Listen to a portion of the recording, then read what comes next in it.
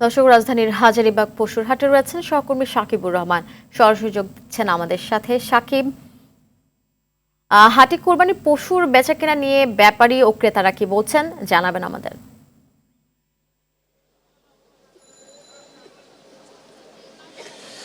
আফসানা, আসলে এখন পর্যন্ত কিন্তু হাটে বেচাকেনা সেইভাবে জমে ওঠেনি। মানুষজন আসছেন, পছন্দের কোরবানির পশু দেখছেন, ছোট ছোট করে দাম বলছেন, কিন্তু বিক্রেতারাও তাদের কাঙ্ক্ষিত দাম না পাওয়ায় পশু কিন্তু এখনো সেইভাবে বিক্রি করছে না। তারা বলছেন যে যেহেতু আজকে ছুটি হয়ে যাবে, আজকে রাত থেকে বা সন্ধ্যার পর থেকে হাটে বেচা বিক্রি বাড়বে এবং আগামীকাল তারা মূল টার্গেট করে রাখছেন শুক্র এবং শনিবার তারা মূল যে বিক্রিগুলো সেই বিক্রিগুলো তারা করবেন। আমরা প্রতিটি হাটেই দেখছি পর্যাপ্ত গরুর আমদানি হয়েছে, কিন্তু সেইভাবে বিক্রি নাই। আমরা ইজারাদারদের সঙ্গে কথা বলেছি, তারাও যেটি বলছেন যে যেহেতু ঢাকায় মানুষের বাসাবাড়িতে গরু রাখার জায়গা কম থাকে, সেই কারণেই বেচা বিক্রি কিছুটা কম, শেষের দিকে বেচা বিক্রি হবে। আমরা একজন বিক্রেতার সঙ্গে একটু কথা বলবো।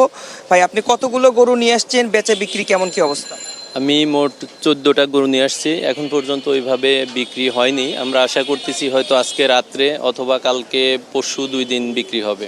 বিক্রি হচ্ছে না কারণ কি? দাম বলতেছে না নাকি ক্রেতাই আসছে না?